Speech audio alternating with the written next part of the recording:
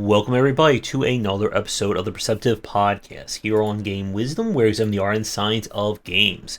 I am Josh Blazer, and we have another indie developer interview lined up. My guest tonight has a background in writing, photography, and illustrating. He has written for several online sites, and he released a very personal game called I Am Yours, which is available on itch, and it will also be a physical book as well. And he is on to talk a little bit about his background, as well as designing a game that is meant to be a very personal experience. So please welcome to the podcast, John Cousins. How are you? Hey, Josh, thank you very much for having me. Yep. I'm fine. It's about 10:30 in the morning in Tokyo at the moment, so... Yeah, for people to watching us record, we are, of course, doing another very long distance call. So it's always a challenge when it comes to these things. Yeah, definitely. As someone who tried to I did do a podcast for a while, like time zones from Tokyo to the UK to America. It was just like, it just blew my mind, and I think setting this up really kind of got me back into that as well. Yeah, and for me, like everyone knows, I've been like trying to wrangle developers for like my roundtable discussion. So it's like, okay, here's 5 different people in 5 different time zones. How do we figure out what day works for everyone? Yeah, that's a level of organization that is completely beyond me. So I respect and admire anyone that does that these days. All right, but it is great to have you on today. So, as I said a minute ago, we're going to be talking a bit more about I Am Yours in a few minutes. But since this is your first time on the cast, could you talk a little bit about your background and also kind of give us the pitch or the elevator pitch of what is I Am Yours? So I'm John. I live in Tokyo. I've been in Tokyo for 12 years. I have a history of art and design, particularly media arts. And back when I first started, this was when it wasn't any kind of iPhone or anything like that. It was DV cameras and I guess that's the whole point of. We'll get to that, but the like physically developing photos and negatives in the dark room and stuff like that, and then the transition into digital stuff. I do a lot of pixel art. I've designed T-shirts, and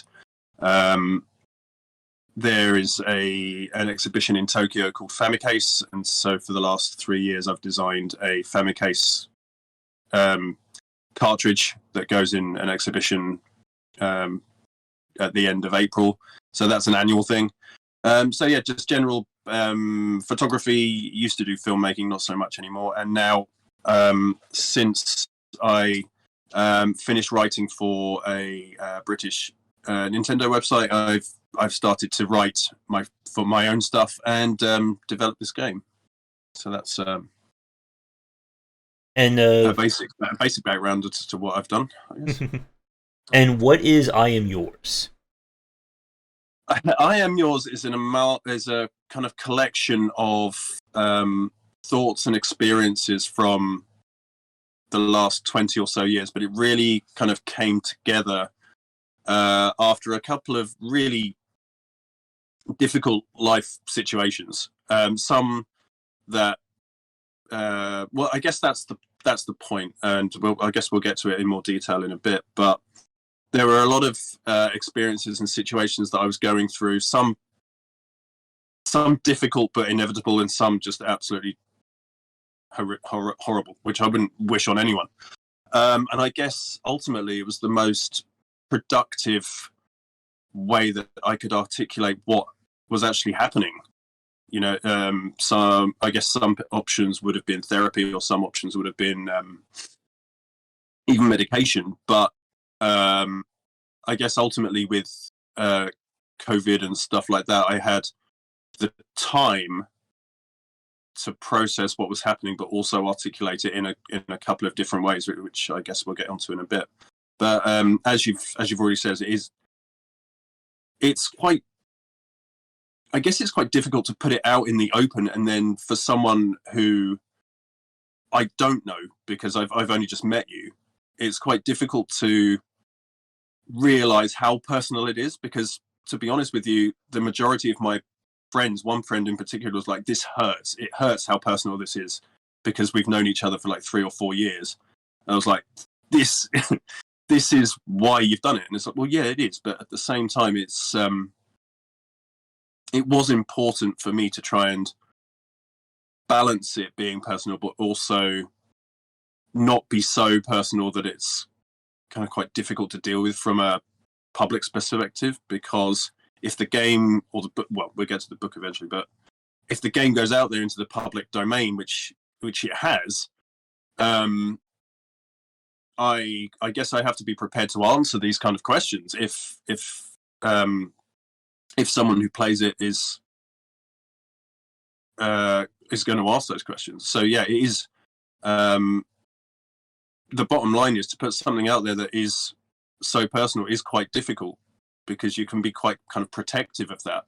But also, like I said, it was a way for me to articulate what was happening, but also to kind of accept it. Because sometimes if you don't say something out loud, it's very difficult to kind of accept it, or to go through the stages of acceptance and moving on. Mm-hmm. Yeah. And like, I've had some very disastrous things happen to me in my life in the last few years as well, and I know it can be very hard to talk about, especially if it affects you, like, emotionally after the fact. And I guess putting it to a video game, that is something that I really wanted to ask you about, because we've seen a few games over the past, say, especially from the independent space, that have been very kind of emotionally driven, meant to kind of help put an experience or event in perspective. Something like, I think everyone remembers that Dragon Cancer being, I think, yeah, one that of that was the exact example I was going to mention. Yeah. If you hadn't, yeah. And my question I want to ask you about, when we, like, this is, I think, could actually lead into an even bigger discussion about the game industry and game dev as well. We'll see, like, how big this answer gets. But one of the things that we've seen, I think, so much with how the game industry has grown over the past, we could easily say at this point, like 40 years, has been, I think, moving away from video games being viewed or treated as a toy. Or maybe even more, strictly speaking, more as an entertainment product. That video game has to be fun. It has to be, this enjoyable thing that is for the kids. And part of, I think, that, like, getting away from that stigma has been, I think, some people view, like, when we have a video game that doesn't deal with a happy topic or deal with something that is meant to be fun or enjoyable, I do feel some people view that as, I know the developers of that Dragon Cancer also got this issue as well. People viewing it as, like, you're trying to make money off of a very horrific experience. And I've never really prescribed to that. I wanted to get your thoughts on that in terms of, I guess, moving video games away from, again, just being a form of entertainment and being more of a medium for a very deep story or having a complicated conversation. That's a really interesting question, and I think I've always, well, I'm not taking any credit for this, but I think I've always described it as a kind of trifecta of entertainment, business, and technical prowess. But yeah, I fully agree with you. I think maybe from something like probably Metal Gear or Resident Evil, when it kind of not only got to a cinematic experience, but it also got to a more mature experience as well. And I guess in my opinion, it's about place, because, like you said, throughout history, the video game industry, or the video game consoles, was the thing under the TV that everyone gathered around, in the same way that you'd gather around to watch a movie. And the way that consumers are exposed to media such as movies and TV has changed now as well, because it's much more, I don't want to say acceptable, but it's much more common for someone to watch something by themselves and to have a conversation about it, either when it's happening or after the fact. Or this kind of reaction culture I find quite interesting as well. I mean, whether it's Twitch or whether it's YouTube or whatever, you're watching someone reacting to something else. which I think is a very kind of vicarious or very, I certainly don't want to say voyeuristic, but it's a very strange experience. You're wondering whether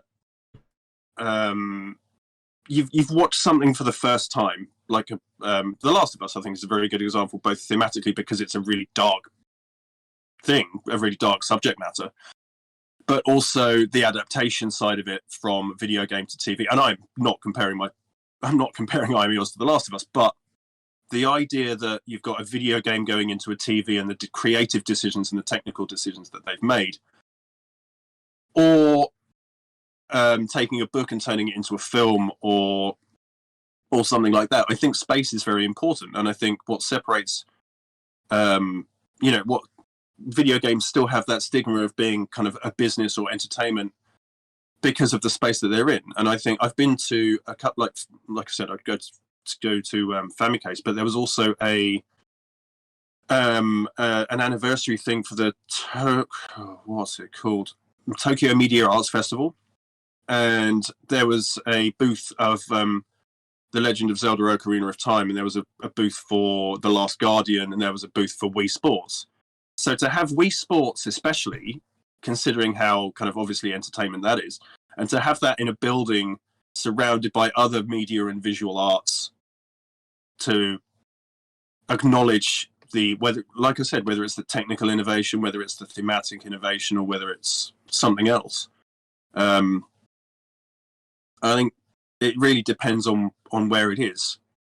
But yeah, there like you said about that Dragon Cancer, it's a very difficult and very contentious thing to put something out there that is so personal, and to think it as a kind of a purely not purely financial, but there some element of it being a financial gain.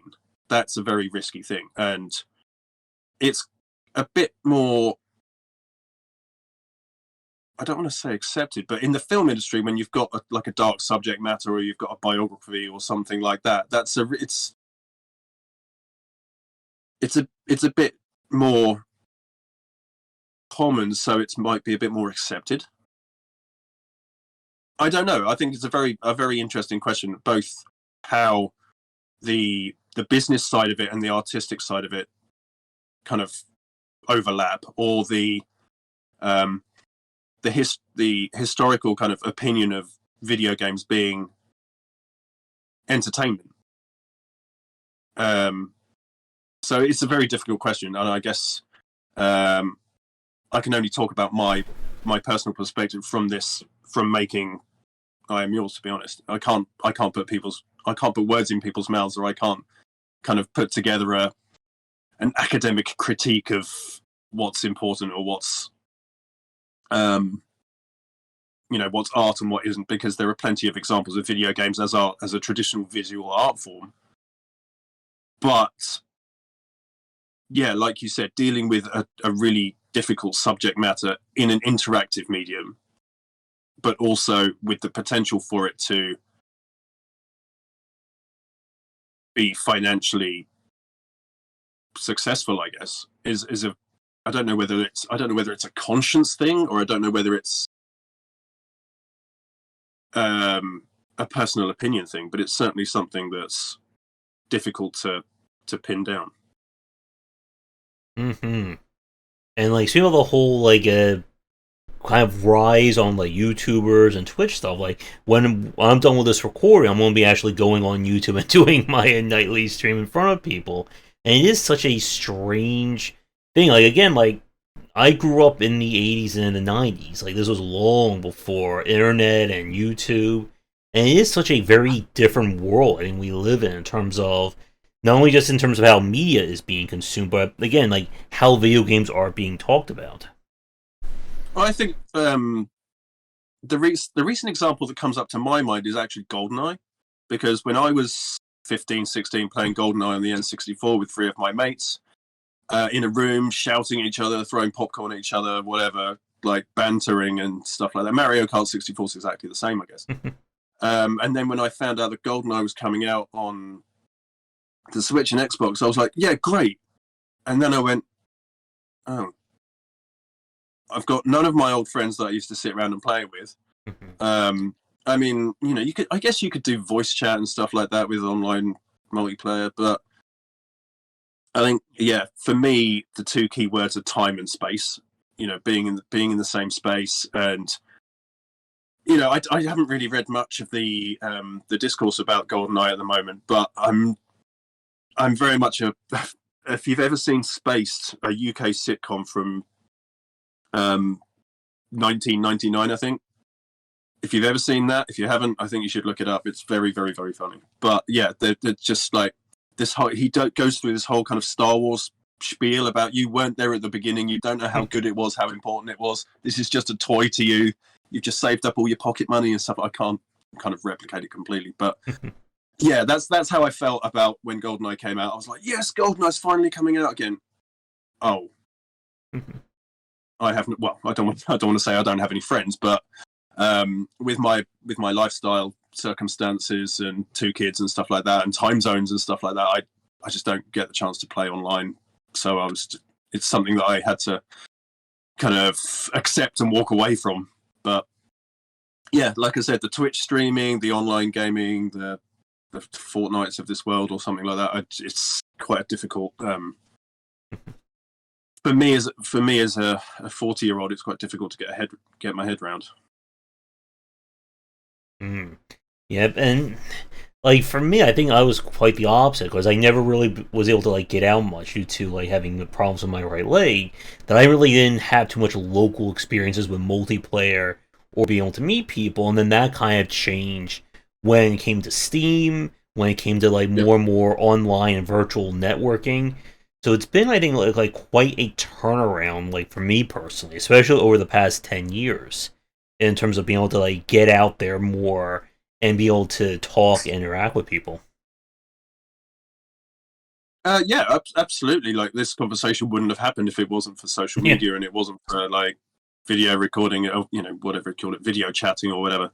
And I guess when we actually get back to I Am Yours, there is that element to it, and whether, like you said, whether it's a video game in your hand, because I don't actually know how you've played it, and I guess that's what I'd like to explore as well. And so I don't know whether you played it on your phone. I don't know whether you played it on your PC on a screen. So I guess I have some questions for you as well. But And I think with that, I'm trying to think. Again, like we could talk about kind of like the state of the video game industry and game journalism. That could be like a 2-3 hour conversation easily. I guess to bring this back to I Am Yours, then. To start off with, you already mentioned, of course, where the idea came from, or kind of like what drove you to making it. How long did you spend developing it? Well, it was a literal paper prototype, and that kind of everything kind of came together in terms of whether it was a video game or a book in that respect. I guess the main process was writing it, because from a developer standpoint, in inverted commas, I just basically tried to put it together how I could. So the first way was literally a paper prototype, which turned into the book. And then I used something called Twine, which is kind of like an interactive novel type thing, and that didn't really take long. I guess the writing took a few months, and then it was another couple of months to try and get everything on there, and then refining and stuff like that. So probably about 6 months all in. And then COVID happened, so I had the opportunity to use Dreams on the PS4 to try and put a controller in my hand to see how that would work. And I guess during this process, I've now thought maybe it would work as a kind of walking simulator, or maybe I've got PSVR for my PS4, and VR's come out for Dreams, so maybe I can try to make it as a VR experience without it seeming like it's a gimmick or something like that. But the whole process probably took about 1.5 years.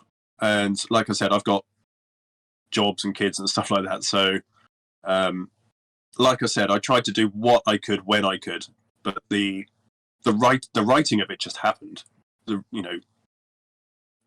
just kind of because the game itself is very segmented.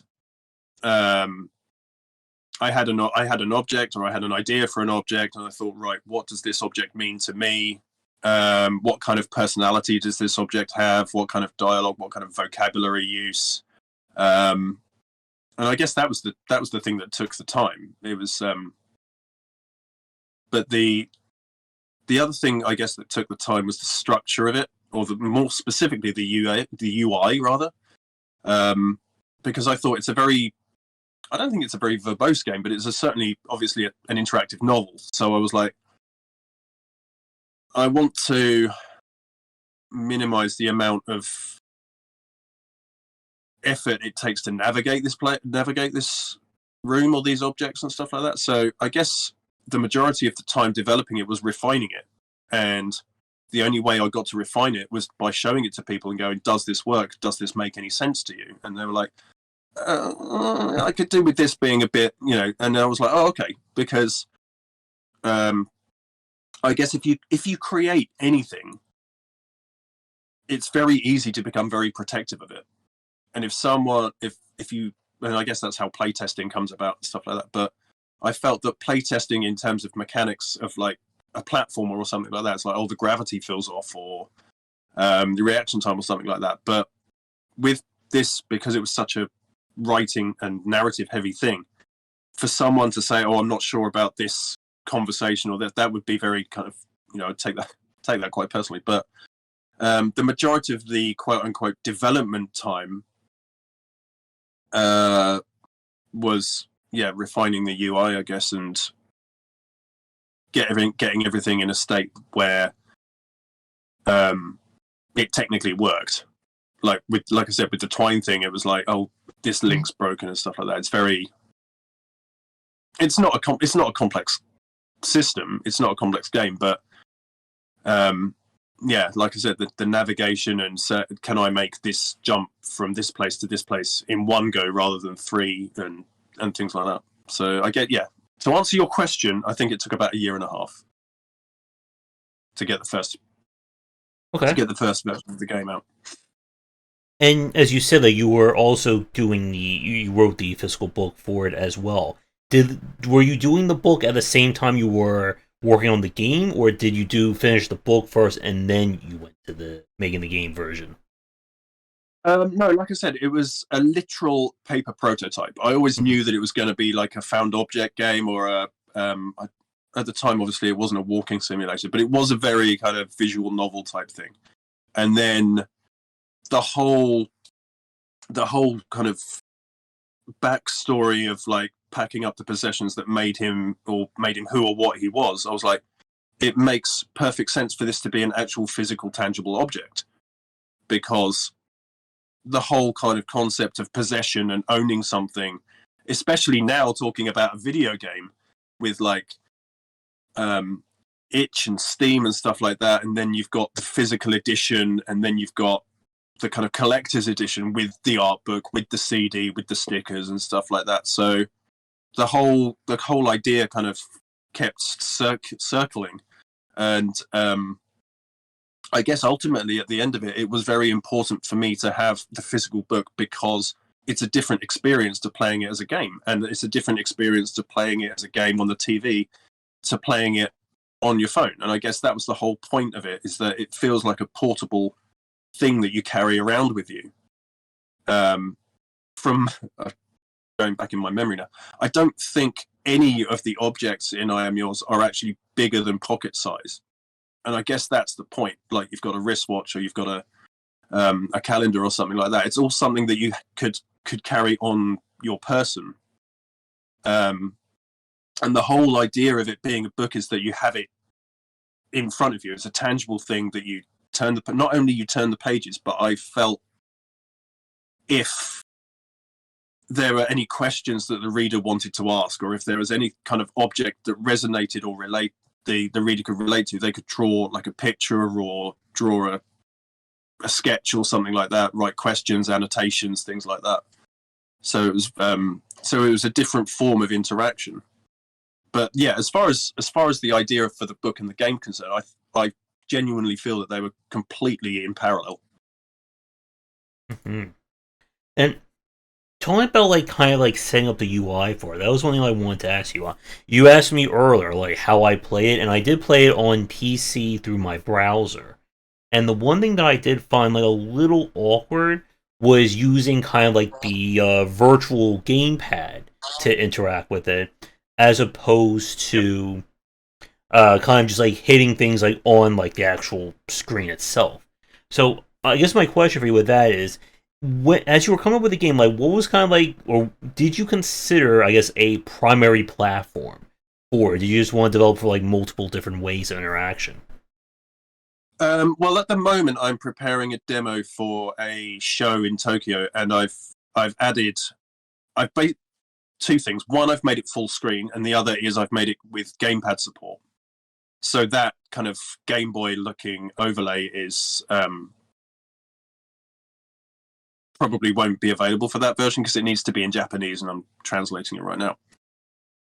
Yep, I fully get that, and that's if you play the game on mobile, it has that kind of Game Boy style, and it has like virtual buttons and stuff like that. And that was I've always thought of it as a mobile experience, but I have to accept that there are people out there that don't play games on their mobile phone, or they don't play games on the go. But I guess that's the point. I guess that's the experience of it, right? Yeah, the how you navigate the room. Again, like if I have the chance to try and make it in VR, then maybe it would be like walking around, looking at something and picking it up. But yeah, that was a very challenging thing. Like going from making it essentially a drop-down menu, because when it was made in Twine, it was basically a drop-down menu, and so I guess maybe trying to gamify it a bit, like I said, like navigating the objects and stuff like that. I mean, depending on which objects you choose, some of them are just straight conversations, some of them you have choices to make. The animation as well, from my memory, like some when you progress through the conversation of the calendar, for example, some of the squares get circled, like crossing off days. For the business cards, you make a choice and you kind of shuffle through the business cards and stuff like that. So maybe consciously I was trying to gamify it a bit, but in terms of the main room, yeah, using a kind of virtual D-pad on a PC, I can imagine. I've had feedback from that before as well, and that's kind of why it was on a mobile. It would have that kind of D-pad and buttons overlay, but on a PC, it would be kind of gamepad. You can use your controller for it. All right. And you mentioned earlier about like kind of like having people play test and take a look at it. And I wanted to ask you, like from like a game design perspective, as we said earlier, with this game being more emotionally and more personal, how was it, I guess, accepting or taking feedback from people about how they were experiencing the game? I have to be honest. The majority, if not all, has been very, very encouraging and positive. And I guess I don't know if you've noticed or whether you think this, but I tried to make it. Well, inevitably, it was a personal game. And a friend of mine, I did say to a friend of mine, I wanted to put at the end based on real events or based on a true story or something like that, and he was like, I don't think you need to. I was like, okay, so I took it out. And how much of it is true or how much of it is based on my life, and there are little bits and pieces that might have come from other things, or different objects may have had different things, but everything, the reviews I've got have been very encouraging, very positive, and I'm very humbled by that. But I guess ultimately, I think there is that danger of when you put something out there to the public that is very personal, and then they go whatever they want to say. And I think when I one of the biggest reviews I wrote for the site, a huge amount of views, about 120 comments or something like that. 2 of them were negative, which comments still stay in my head to this day. It's those 2. And I guess with this, there is that degree of it's personal. If people don't like it, then that's kind of reflects as me as a failure or something like that. But I intentionally made it kind of ambiguous, but also hopefully relatable as well. So I guess I didn't want to make something that's like, this is about mental health, or this is about depression, or this is about alcoholism, or this is about ambition, or this is about all the other things that it's about. I didn't want to be that explicit. So I guess in that way, I've kind of protected myself a bit, because if someone doesn't, I don't want to be rude to an audience, but if someone doesn't get it, it's not a problem. Mm-hmm. I don't want to be, I've never wanted to say it is what it is in a negative way, but it is what it is because I needed to make it. Mm-hmm. I felt like I said, going right back to the beginning, it articulated a number of events in my life that I just had to deal with somehow, whether positively or negatively. And I as a reviewer, as a gamer, I've played games that have just not stuck with me, and people have, they've been universally praised. Ridiculously high Metacritic scores, ridiculously loyal fan base, and I've just been like, this doesn't make sense to me. But I've got to a stage where I'm like, if it doesn't make sense to me, I'm not going to get angry about it. I'm not going to, I can ask constructive, rational questions, and if it doesn't make sense, it doesn't make sense. And if I feel like I need to give something another go, I'll give it another go. But I guess ultimately I've not really been challenged about anything apart from like the technical, like you said, the UI stuff. And I'm not trying to make a rod for my own back. I made it intentionally as a mobile game, and I'm aware that there is an audience that plays at home on PC. And like I said, going back to the space, like where you play video games or where you watch movies or whatever like that, that may become a different experience, or it may become a more awkward experience, or something. You might gain something from playing it on PC, or you might lose something from playing it on PC. That's like I said, when something is out into the world, you kind of get not just our kind of artistic interpretations, but you also get kind of user experiences that maybe just because as the creator, I'm so kind of focused on what I think it should be, or what I'm trying to make. There's always that risk, but there's always that reward as well. Mm-hmm. Yep, and I mean, I have a few people still tell some of my old reviews of like games that I didn't like, and they try to like say all kinds of nasty stuff. And it is again that challenge. Again, I could, if we wanted to, we could be here for a few hours just talking about like reviewing games and analyzing games. And it is, I think, that very interesting challenge of when you're trying to critically look at a game and kind of getting out of your own head. Because I have reviewed games that I did not like, but I still can't give it like an overly negative review because I know that someone out there obviously does like it. And I think it's always important. I think it's a really good skill as a developer or as a critic to be able to understand kind of like how this game exists outside your own personal preference. Right, and I think someone said, I'm not taking credit for this at all, but I think someone said there isn't a legitimate game developer that releases a bad game intentionally. I would like to think anyone who's got anyone that's kind of in the gaming industry for any kind of reason for integrity or kind of artistic expression does not release a bad game intentionally. You get asset dumps or you get like mobile cash grabs or stuff like that. I don't think they're like you said, going back earlier on to the real kind of, I don't know what you call it, like a Venn diagram, or how much of it is entertainment, how much of it's business, how much of it's art, how much of it's expression, how much of it is like technical prowess or whatever like that. But it's a very fine balance and a very complex thing. But I would like to think that it's my life's a work in progress. So I think from an artistic standpoint, one of the biggest challenges for me was actually backing myself creatively, thinking you're doing this because you need to, or you're doing this because you want to. To a certain extent, other people's opinion doesn't really matter. But if it's broken, if it's like technically broken or something like that, then I can accept that.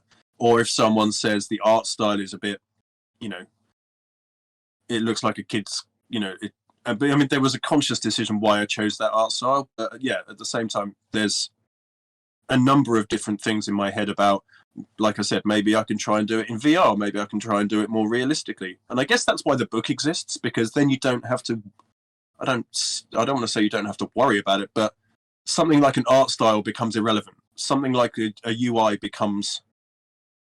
just gets completely taken out of the equation. So when I looked at it the other way around, when I looked at books that have been turned into films, there's been a lot of kind of creative liberty taken with, like, maybe narrative structure or characters kind of being taken out, coming together and stuff like that. So the idea of someone critiquing the game as a game is a different thing to someone critiquing the book as a book. So I would like to think that I'm not trying to cover all bases, but at the same time, the core writing, the core story is exactly the same, but they're two completely different experiences. So, I'm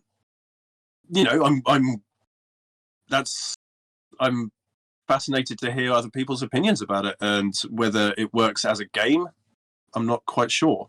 But it's, I completely agree with you. The more games that I reviewed, or the more games that I played that I didn't really get, I was like, I could talk about this to the creator, or I could talk about this with other people rationally and constructively, rather than just absolutely going to town on someone for something. And I think, like I said, I'm not comparing myself to this at all, but I wrote about 12,000 words for The Last of Us Part 2. I tried to write a review for The Last of Us Part 2, and I was just going around in circles. And I've never published it. I've never released it apart from the first 4 hours. But I've never been so conflicted about a game. And like, whether it's the consensus, or whether it's public opinion, or whether it is with something like that, just outrage for the sake of outrage or something like that. It's the reviewing process, or the consumer, the process of creator putting something out there into the world and seeing what kind of reaction it would get, whether it be positive or negative, is a journey. It can be a journey anyway. Mm-hmm. And there is a difference between, like, examining a game, like, purely for, like, the story or the emotional beats, versus examining it for, like, the mechanics or the interaction.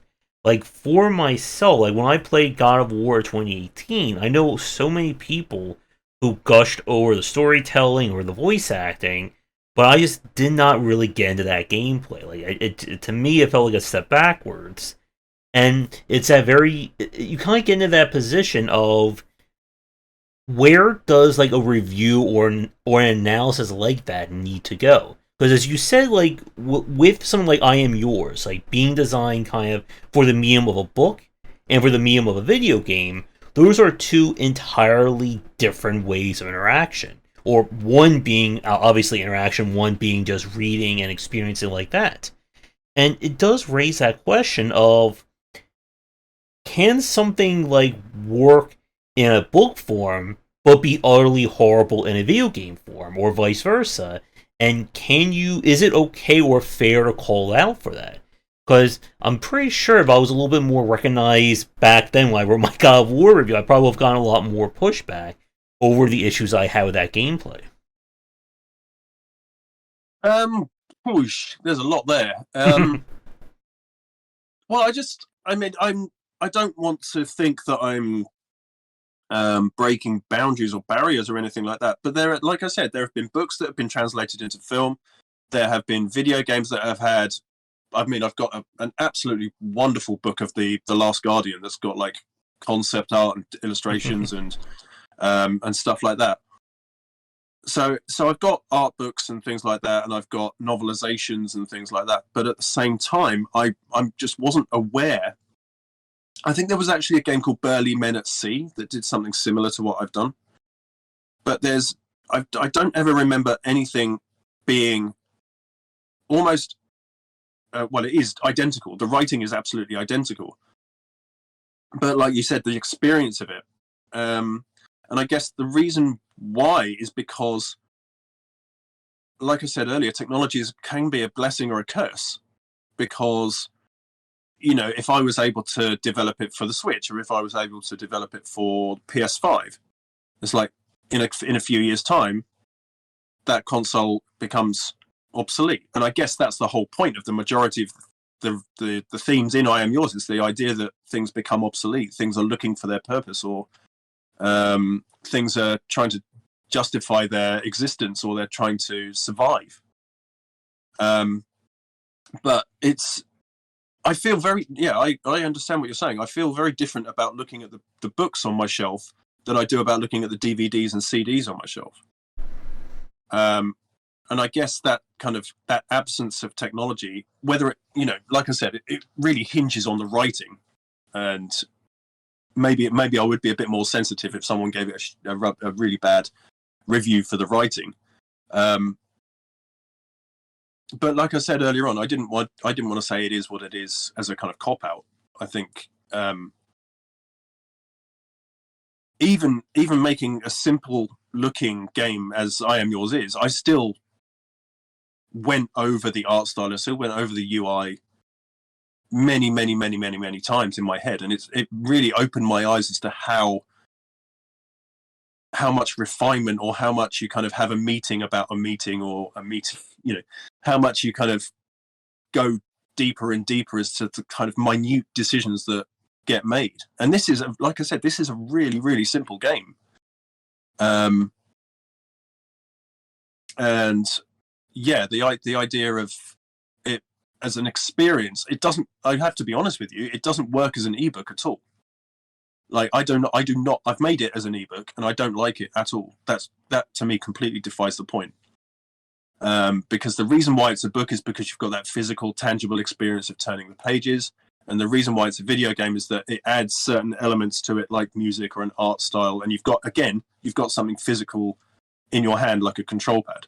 And like I said, going forward, whether I decide to make it as a first-person game, or like a VR walking simulator, like picking stuff up and then like maybe moving the object in a certain way, or manipulating it so that the conversation continues in a much more probably gimmicky, but certainly more interactive way.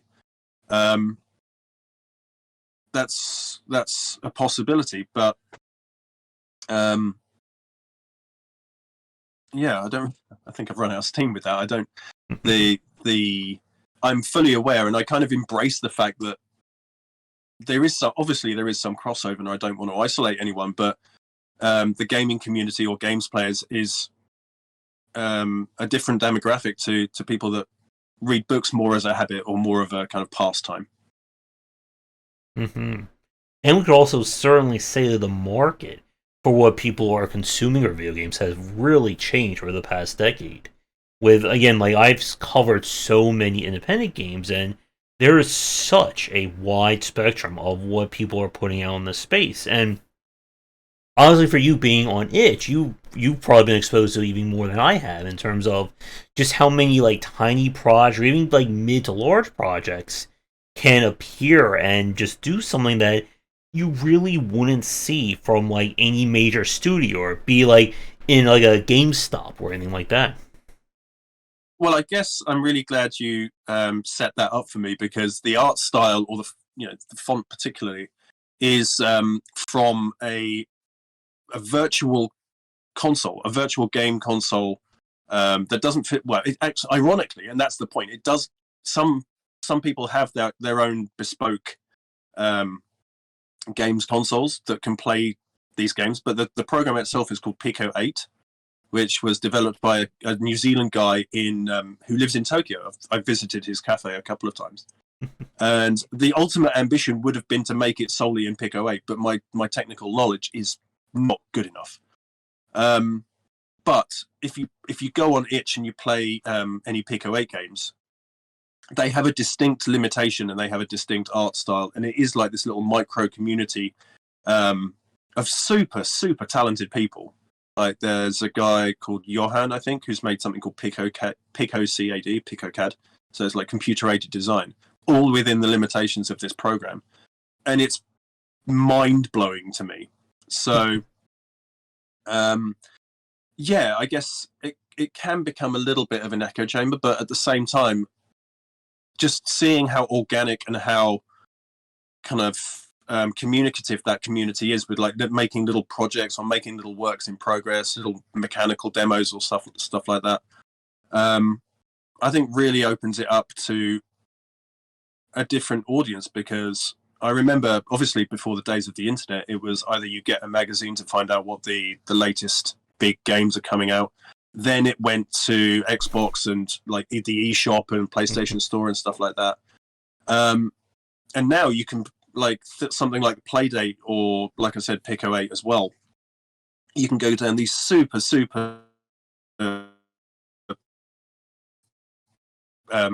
specialized and super talented people doing these crazy ideas. Like, so I guess ultimately it was, the fact that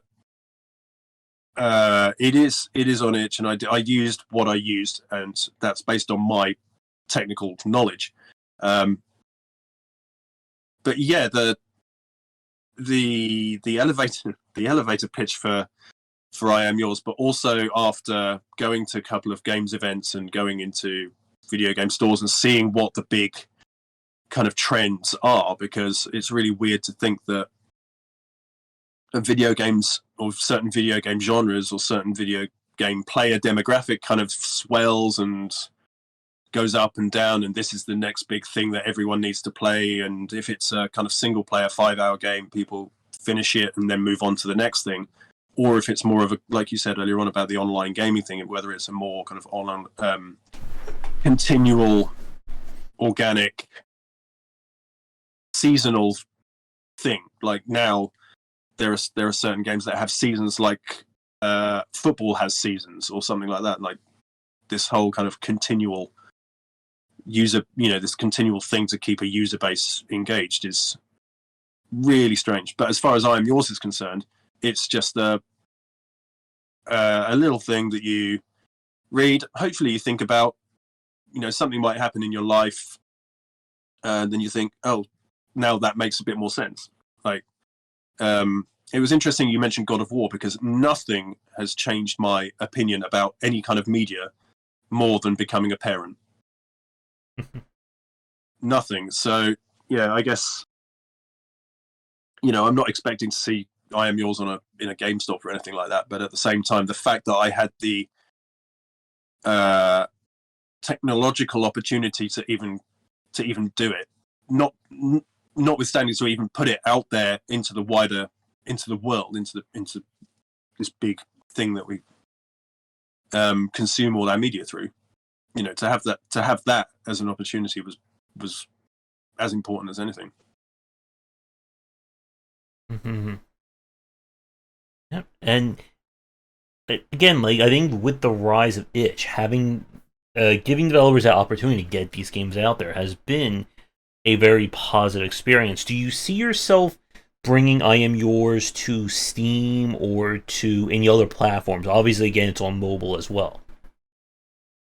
Yes, ultimately, yes. And I think that's a logistical thing at the moment. I want to get it on Steam, and I want to get it on Android rather than iOS, purely for like I said, logistical reasons at the moment. But yeah, I do see it on Steam at some point. And yeah, I guess the game's free, like itch is free as well to upload something like that. And whether it's a work in progress, or whether there's a new demo or something like that, ultimately I felt like it was in a position to be seen and to be kind of to see if it worked, but also it's not a complete product yet. But I think it's enough of a product for people to see the kind of concept and to see what they think of it. So yeah, to answer your question, yes, I do. I've been looking into the Steam thing for a while, and things keep getting in the way. And I also, like I said, I need to prepare a demo for an event in Tokyo. But yes, it's certainly something in my mind. All right, and I guess to follow up on that, one thing I want to ask you, like, as you're eventually going to be working on the Steam version and things like that, do you see yourself adding anything more to the game? Again, with this being more of a personal game rather than one purely made for profit, like, do you feel like the game as it is, I guess, is quote unquote done? Like the story you wanted to tell is finished, or do you see yourself again adding more to it? That's a very interesting question, because in my mind, certainly as a book, this is the last part of a three-part overarching story. And I'm about a third of the way through the second part, which, ultimately I wanted this to stand by itself. I didn't want, also for my own pretentiousness, I didn't feel that I was trying to create this massive universe, like this Tolkien-sized universe, because that's just not the case with this. But I do want this to just stand alone by itself for now. But the other ideas narratively that I've got are not as, I'm not really intending them to be video games without kind of shoehorning in video game elements, if that makes sense. Like I said, I tried to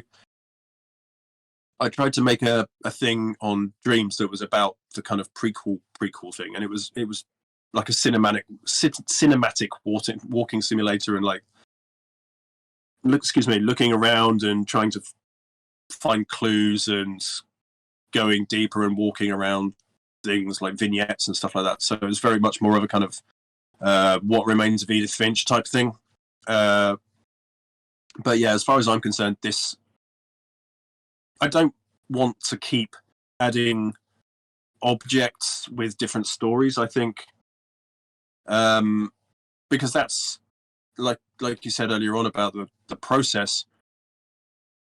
I didn't want anything to feel like it didn't belong there, and I guess ironically that's probably the point of the game.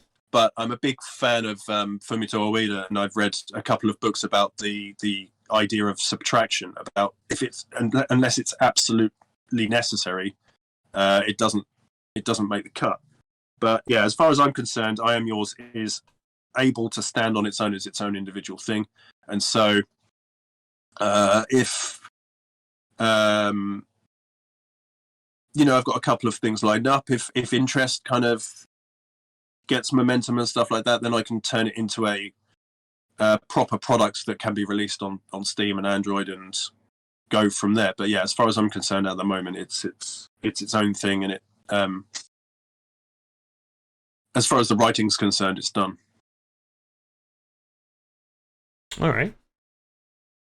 And as you were talking about kind of like trying to figure out, I guess, like the medium, that like how you've been going through like different mediums through Dream to Twine, it kind of, again, like I was just having this conversation the other day about kind of the use of RPG Maker and how a lot of people who aren't either strong programs or just interested in telling a story have been using that as kind of their foundation for their games. And I think it's just, again, like we're about an hour in, so we certainly don't have the time to get into a whole discussion about kind of indie dev life here. But I find it so fascinating when I talk to indie developers about like using like I don't want to say unorthodox engines or platformers, but using very different tool sets to try and tell a story or tell a specific game device or gameplay form. And like, I guess trying to make that fit. And I guess to bring this to I Am Yours, when you first started like putting this game together, you said of course you used Twine. Was there ever like a thought to do or use another game engine or another tool? Or I guess like why did you settle on using Twine as kind of like your main foundation for the game? Initially, it was just the writing. It was literally a way to see how the structure and see how the writing worked. And I guess that's probably why it's a book as well, is because it's the crux of it is its writing and its narrative structure and its narrative tone. So yeah, I am using a couple of other things to make it as a game. Like I imagine the version that you played was the open beta, I guess. Could have been. I played it about like 4 or 5 days ago at the time of this recording. Right. All right. So if it has the little kind of Game Boy overlay, that's the open beta, and that was made in Construct 3. Mm-hmm. And the new one I'm making is in a program called gdevelop, and it's basically for logistical reasons. My knowledge of Unity is really, really bare bones, and every time I get the chance to start Unity again, everything has fallen out of my head. So I can't remember anything, and I don't have much time to put into figuring it out. I want, your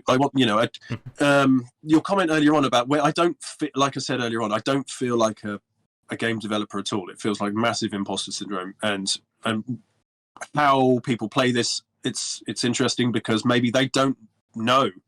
I feel like when you get more and more indie, it feels like there's more of a consumer base, or there's more of a demographic that kind of knows the background behind it. And that's why I feel like it's not a kind of, it won't be taken seriously as a game until it's maybe like on Android or on Steam or something like that. But at the moment, my knowledge is not very high about Unity, but it's certainly on my list. But like I said, it worked. Well, technically it works. So to an extent to get feedback from it. So it's going from, like I said, it was necessity that I found out about Twine, like this visual novel maker or whatever it was. And I've tried RPG Maker, I tried Game Maker, I did try Playdate a little bit, but I think specifically it wasn't exactly what I wanted, and I needed to do a lot more research about how to make specific kind of UI to accommodate for it. But yeah, Twine was really user friendly, and like I said, the narrative structure of it and the fact that it's a book as well, so it doesn't have that need to have a UI. It doesn't have a need to have an animation or an art style or anything like that. So I guess to sum up, it was kind of out of necessity from my lack of knowledge that it started on Twine and has ended up in Construct and gdevelop. But like I said, as far as the writing is concerned, it's done. But I would love to see if I can do something a bit more ambitious with the game side of it without being gimmicky. Like if you've heard of a game called Device 6. No. It's a pretty old mobile game. Okay. But it's kind of like a detective thing, and the manipulation of like the text and the manipulation of stuff is really really interesting use of the device. So yeah, I guess as far as the writing is concerned, as far as the story for this, as far as the story for I Am Yours is concerned, it's done. But in terms of like the technical progression of what's possible, I'm interested to see what I can do. All right. And as a time check, we are just at an hour, or a little bit over that. So I think we can probably wrap things up for this chat. If you're free in the future, John, we'd love to chat with you more about kind of like covering video games and kind of like the journalistic side, how that has changed. Cool. Yeah, that would be great. I mean, I think about an hour is probably more than I thought that I had the gas to talk about it, to be honest. But even yeah, I don't feel that we talked specifically about the kind of the narrative of the game very much. So I guess that's kind of cool because the last thing I wanted to do was sit here and go, "That's not what it means," or that kind of thing. And like I said earlier on, I didn't as a player or as a kind of critic or something like that. I didn't want to sit here and go, "This is what it's about," because I really want, I'm interested to get your interpretation of like balancing the ambiguity but balancing the relatability as well. So as its creator, I think that would be a very valuable input for me. But yeah, I certainly didn't want to sit down for an hour and kind of challenge everything you wanted to say about it, or kind of tell you what it was about, because like I said, I've been on both sides. I've reviewed games, I've interviewed people, and now I've made something. It's a really unique opportunity to get that perspective. Yeah, and the other thing, when it comes to like very narrative-driven games, my always fear is that the more I talk about, the more I show off, the less willing someone is going to want to play it. Thinking, oh well, they just talk about the entire story. Why do I even need to, go to the website or download the game? Exactly. And I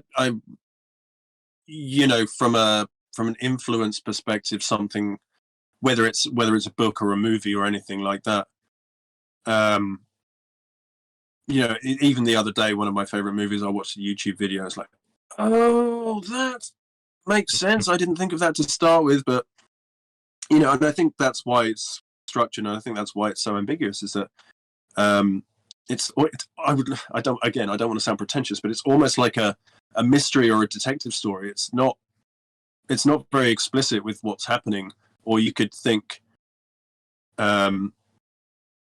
okay, do the ends justify the means, or does he need to go? Does he want to go? Or each object has its own kind of personality in terms of like whether it's trying to be sympathetic or whether it's trying to get him to be sympathetic towards it, or whether it's being obtuse, childlike, tragic, pragmatic, anything like that. So, but like you said, I can't put those interpretations into an audience's head.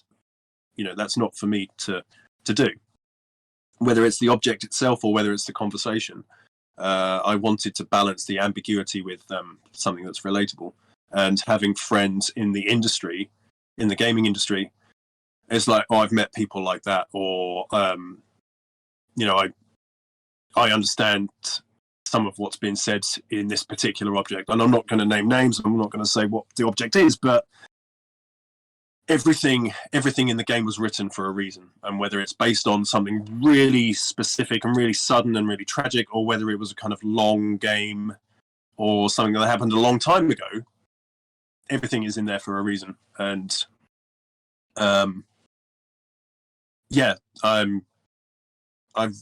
I'm really open to talk about it technically, thematically, narratively. All right. So I think with that, like I said, we'll wrap things up. And yeah, in the future, we can always have another conversation, or even chat in private about some of my thoughts on the game as well, if you like. But yeah, sure.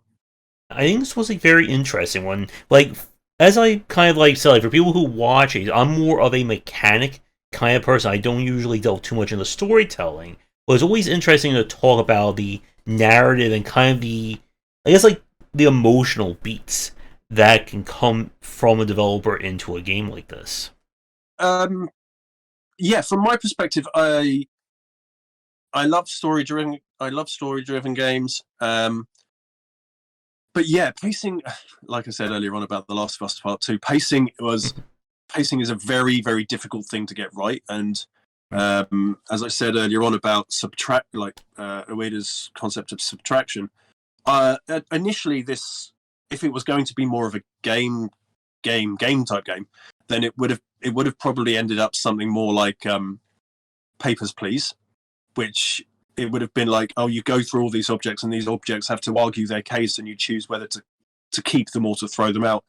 And a friend of mine said that I Am Yours as a concept is really interesting, but it would have been more of I think what he was trying to get at, it would have been more of a kind of Telltale game, is that you make these narrative dialogue choices and it's like, this will you'll remember that or something like that. And it comes back to have probably negative consequences in the future. But again, you can't kind of predict how someone is going to play something. And in terms of like the narrative beats and stuff like that, it is very fragmented and it is very segmented for that exact reason. I didn't want, it's important it was important for me to be able to go, right, I don't think any of the objects take more than a few minutes to get through, like maybe, and so you can pick it up, put it down, and that's the point. You don't have to read all of them, or you don't have to go through all of the choices. You can choose choose one area or choose one object, and then that forms your opinion of the character, and then that's it. That's the game over. But if you go through all of the objects, you go through all of the choices, that not only makes it a longer game, but you do get a different rhythm, or you do get kind of the interpretation of the character differently. Like if you read this object first, you think, oh, he's like this, but then you read another object, it's like, oh, actually, he's not that bad. But if you read this object first and you think, oh, he's a douchebag, it's like kind of, again, without sounding too pretentious, it's almost like the yin and yang. Like you get how much of the dark side or how much of the negative side of his character do you get before you get any kind of redemption or anything like that. So yeah, and that's always that challenge when it comes to kind of like free-form narration or free-form storytelling, is that if the person, let's say, just picks object B, and that's the only thing they play at the end of the game, they'll have their one opinion on it. If they go, let's say, object D, A, and E, they'll have an entirely different opinion. And that was the hope, yeah. But something like The Witness, again, without sounding really pretentious, comparing myself to The Witness, I really enjoyed The Witness until I really didn't. It felt like, I got the balance. I don't know whether it was the balancing of the difficulty or whether it was the constant kind of conflict between being a kind of open world exploration game, but also a environmental puzzle game. Something, like I said, I loved it until I really didn't. And then I dropped off it. Yeah. And I guess as a creator, I don't really get how well I Am Yours works. Like the way that I've just described it, like how you choose the objects, what you choose. And I guess that was another challenge with the UI, is that I didn't want the gamer, I didn't want the player to feel that they had to look at things in a certain order. I guess that was the challenge.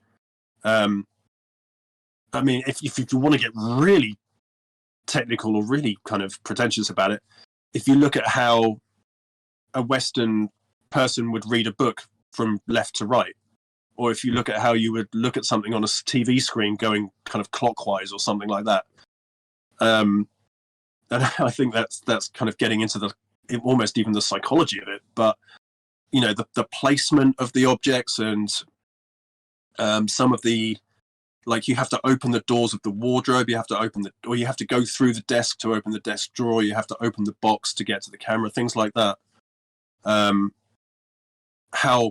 How much you kind of have to explore and how much you kind of realize that you can find, because I would hope that it's not particularly obvious what or how many things there are to find initially. It's not, and that's why in the book and in Twine it goes, you go to the desk and then you go to the desk drawer, or you go to open the wardrobe and then you go to this and this. So those are the questions that I am really fascinated to ask people who play it, because I wonder if it, like you said earlier on, I wonder if my creative intention kind of comes across. And I would be actually curious, like, if there was a way to like tell there any analytics setup to see like what order people click on what objects, and kind of like see like, you know, what was like this person's playthrough and this one. Yeah, and I guess Detroit on the PS4, Detroit Become Human, is a big influence in narrative games in general. But yeah, I've not got anywhere near the amount of technical fidelity that Quantic Dream has. But yeah, I am trying to implement some kind of result. I don't want to say result, but some kind of tree, the progress tree that shows you what progress, what choice you made, and whether everyone made the same choice or something like that. But that's way, way, way beyond what I'm capable of at the moment. But yeah, that is, again, that's interesting to me. Like, some of the objects are straight through and there's no choices, but something like the business cards, I think, and a couple of others, they do have 3, 4, 5, 6 different options, or 3, 4, 5, 6 different paths. So yeah, I would be very interested to find out which direction people go. All right.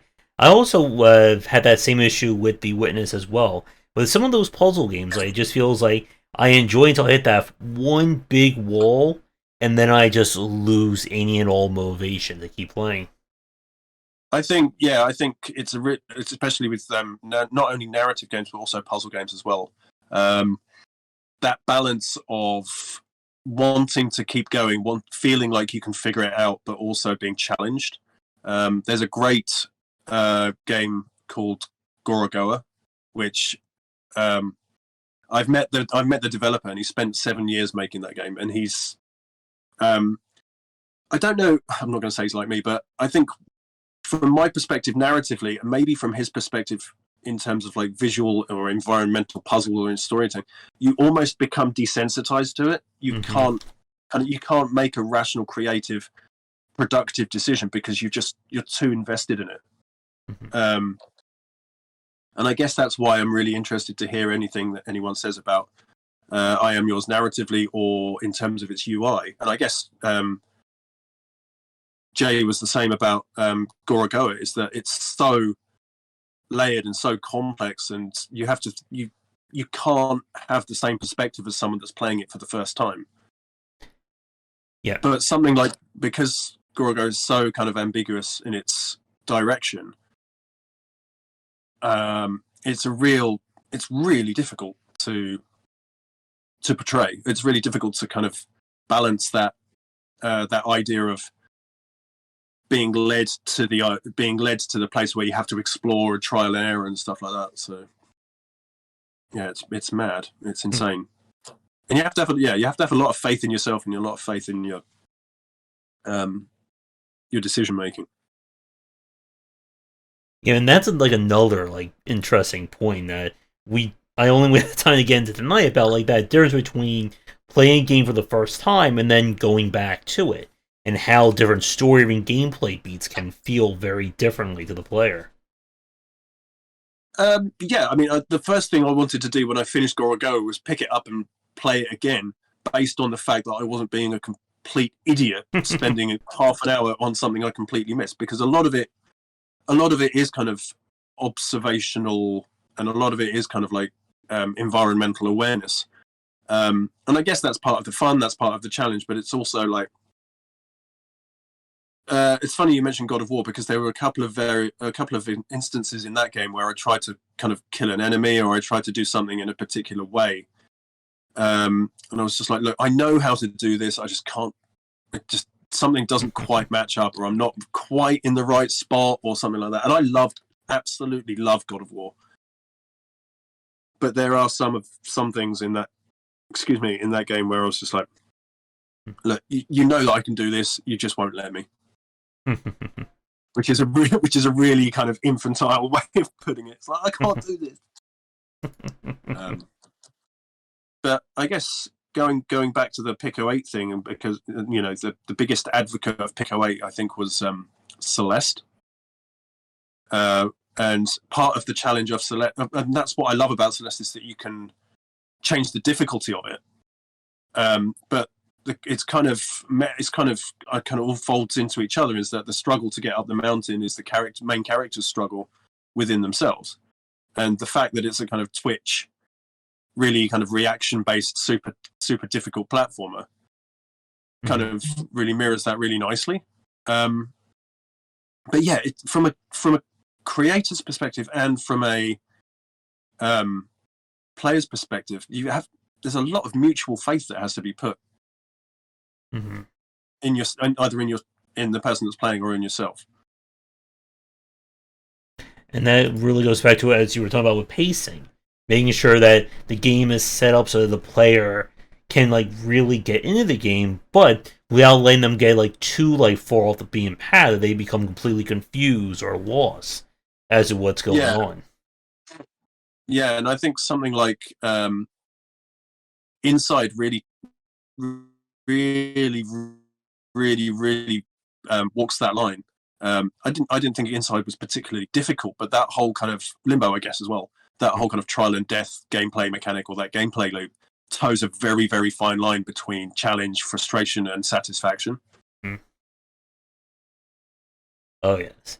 And if you haven't played it, a really good puzzle recommendation I was thinking about was the game Filament, which kind of has that kind of witness, somewhat open structure, but it's about kind of connecting different lights and power sources, with your character is kind of the one who's moving them around. It was, again, one of those games that was very charming until it wasn't.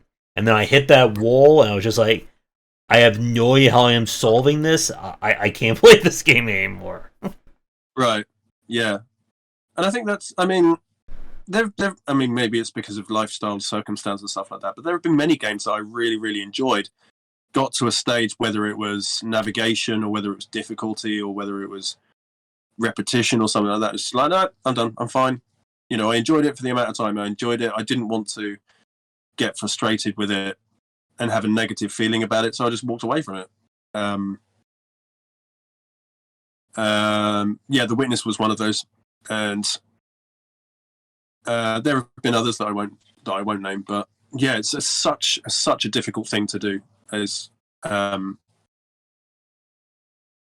get something where you're just in that right amount of space. Puzzle games especially, when it's not something like Tetris or Luminous or something like that, that's just kind of high score or skill based type thing. When it is it has a solution, whether the solution has a number of different ways you can do it, or whether it's a specific solution that you have to be very specific in its procedure. The most I know you said you tried to wrap this up about 25 minutes ago, but the most recent example of this that I can think of is Humanity.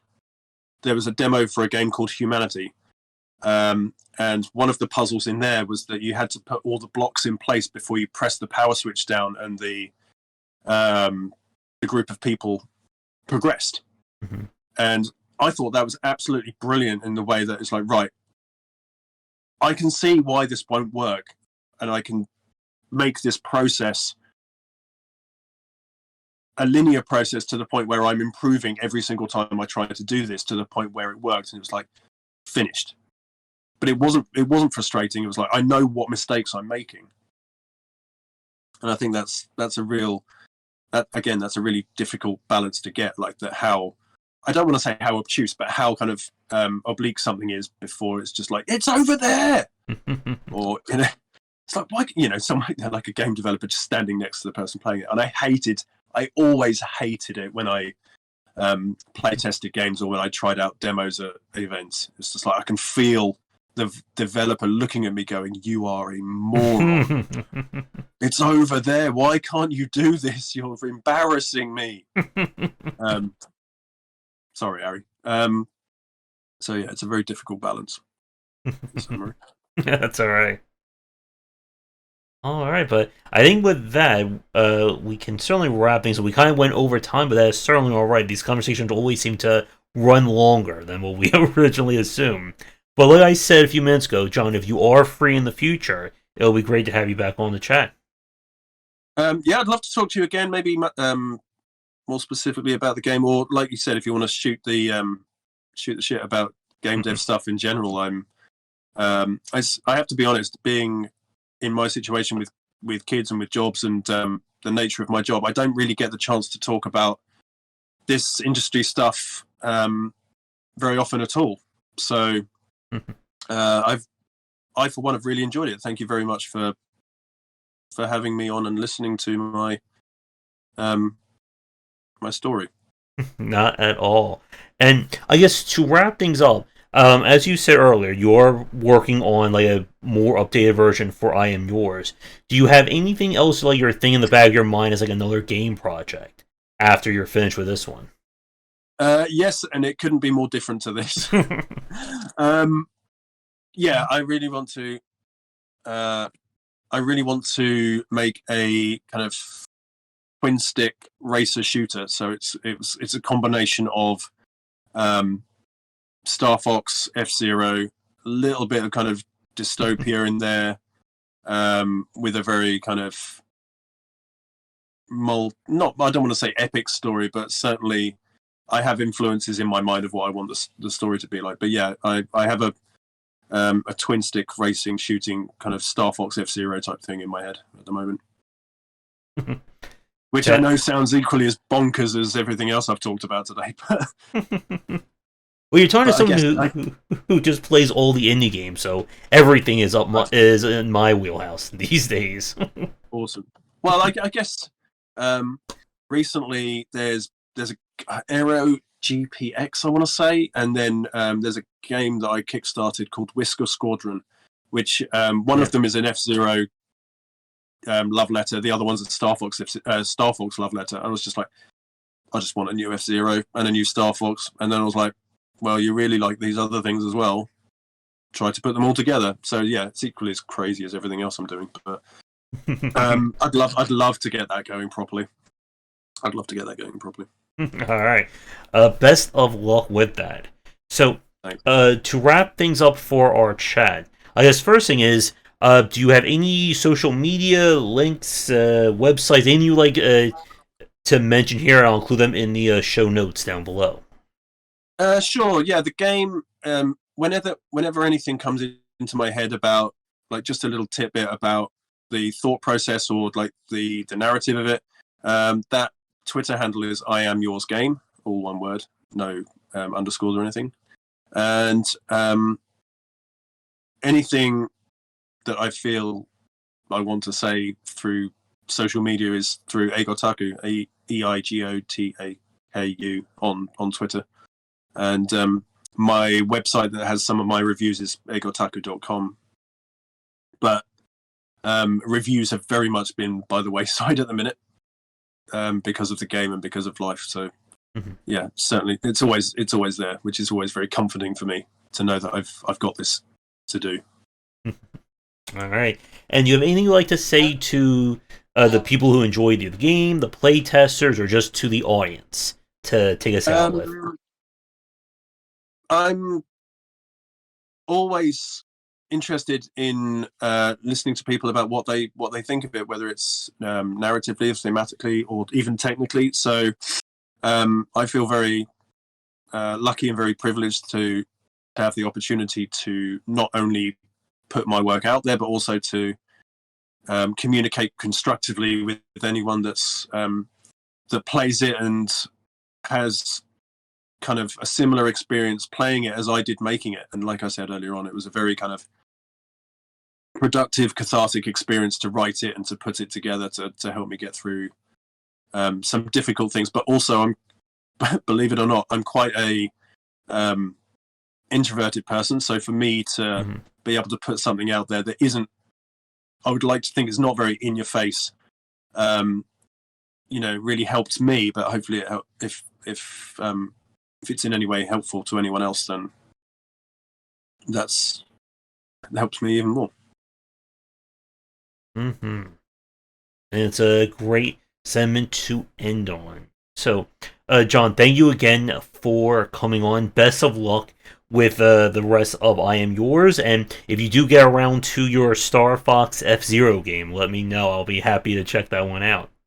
Yeah, I can't wait. It's a palate cleanser more than anything. I think sometimes it's just a love letter to the games that I used to or still enjoy, but because Nintendo aren't interested in making a Star Fox or F-Zero, we have to leave it to the amazing community. So I'll be on to that next, I think. All right.